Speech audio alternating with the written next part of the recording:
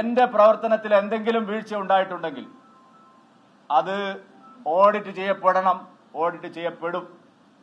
ഞാൻ ശരിയായ നിലയിലല്ല പ്രവർത്തിച്ചതെന്ന് ബോധ്യമുണ്ടെങ്കിൽ ഓഡിറ്റിന് വിധേയനാവും. ഞാൻ നിൽക്കണോ പോണോ എന്ന് പാർട്ടി കേന്ദ്ര നേതൃത്വം തീരുമാനിക്കും. അതിന് യാതൊരു തടസ്സവും എന്റെ ഭാഗത്തുനിന്നില്ല.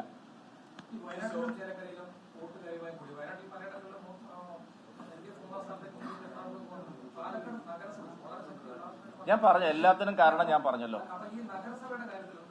പറഞ്ഞല്ലോ പാലക്കാട് നഗരസഭയിൽ മാത്രമല്ല, അതാണ് നിങ്ങളുടെ വിലയിരുത്തലിന്റെ ഒരു വശം മാത്രമാണെന്ന് ഞാൻ പറഞ്ഞത്.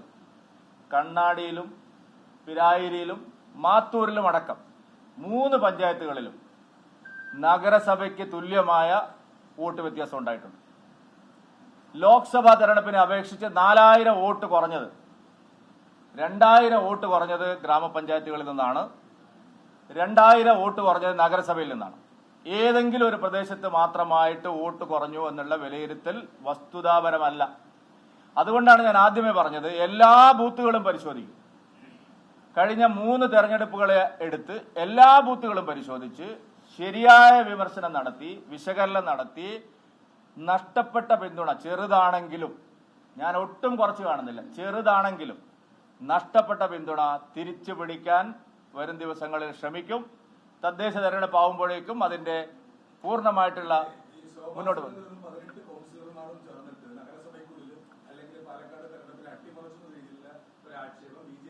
ഇല്ല, അങ്ങനെ ഈ വാർത്തകളെല്ലാം തെറ്റാണ്. ശോഭാ സുരേന്ദ്രൻ ആരെയും അട്ടിമറിച്ചിട്ടില്ല. ഒരു നഗരസഭാ കൗൺസിലറും ആരെയും അട്ടിമറിച്ചിട്ടില്ല. അങ്ങനെയുള്ള ഒരു പാർട്ടി അല്ല ഇത്. ഞാൻ അതിന്റെ എല്ലാ വിശദാംശങ്ങളും പറഞ്ഞു. ഇനി നിങ്ങൾ വീണ്ടും വീണ്ടും ചോദിച്ചതിന്റെ ഉദ്ദേശം പറയാം. ഇല്ല, ഞാൻ അതല്ല അത്രയല്ലേ പറയാൻ പറ്റില്ല. അത് പറയില്ല, പേരുകൾ പറയാൻ പറ്റില്ലല്ലോ. നിങ്ങൾ വെറുതെ ഇനി വീണ്ടും വീണ്ടും ആ സ്ത്രീയെ കുറിച്ച്, പാവം അവര് ഒരു നന്നായി പ്രവർത്തിച്ചാണ് അവിടെ, ആവശ്യമില്ലാതെ അവരെ നിങ്ങൾ ഇനി വീണ്ടും വലിച്ചെടുക്കണ്ട. എന്ത് പറയുമ്പോഴും നിങ്ങൾ നോക്കൂ, അതന്നെ ഇനി ചർച്ച ചെയ്തിട്ട് എന്താണ് കാര്യം? ശരി, അതും പരിശോധിക്കും. അവർക്ക് അങ്ങനെ പറയാൻ അധികാരമുണ്ടോ, അവരെങ്ങനെയാണ് പറഞ്ഞതെന്ന് ഞാൻ പരിശോധിക്കും. ഞങ്ങൾ പരിശോധിക്കും, എല്ലാം പരിശോധിക്കും. ശരി, എല്ലാം ഞാൻ പറഞ്ഞു. ഇനി എന്താ ചെയ്യാൻ പറ്റുക? എല്ലാം പരിശോധിക്കുമെന്ന് പറഞ്ഞില്ലേ? പറയട്ടെ പരസ്യ പ്രസ്താവനകൾ നടത്തിയവരെ കുറിച്ചും എല്ലാം പരിശോധിക്കും. പാർട്ടിക്കകത്ത് ഒരു സംവിധാനമുണ്ട്. ആ സംവിധാനത്തിന് മുകളിൽ പ്രവർത്തിച്ചവർ ആരാണെങ്കിലും പരിശോധിക്കും.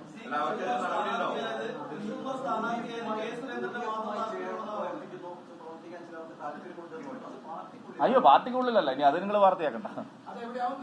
അത് നിങ്ങൾ കണ്ടില്ലേ? കോൺഗ്രസ് അനുകൂലികളല്ലേ? ഷാജൻക്കറിയാം. അയാൾ എന്താണ് പിന്നെ? അവനല്ലേ ഇപ്പൊ ഞങ്ങളെ പാർട്ടിയിൽ എന്റെ രാജ്യം ആവശ്യപ്പെടുന്നത്?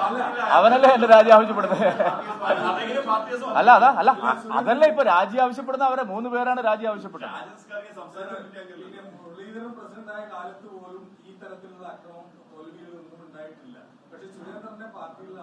പാർട്ടിയിൽ ആരില്ല, ഒരാളുമില്ല. പാർട്ടിയിലെ ഒരു പ്രമുഖ നേതാവും എന്നെ കടന്നാക്രമിച്ചിട്ടില്ല. അങ്ങനെ ആക്രമിക്കാൻ ആരും തയ്യാറാവില്ല. തയ്യാറാവുന്നവരെ കുറിച്ച് നിങ്ങൾ ഒരാളും ആക്രമിക്കില്ല.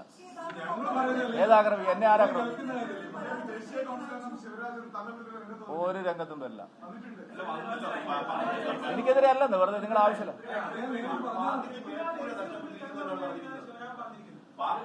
ഞാൻ പറഞ്ഞില്ലേ എല്ലാം പരിശോധിക്കുന്നുണ്ട്. വീണ്ടും ഓരോന്ന് ചോദിക്കാം.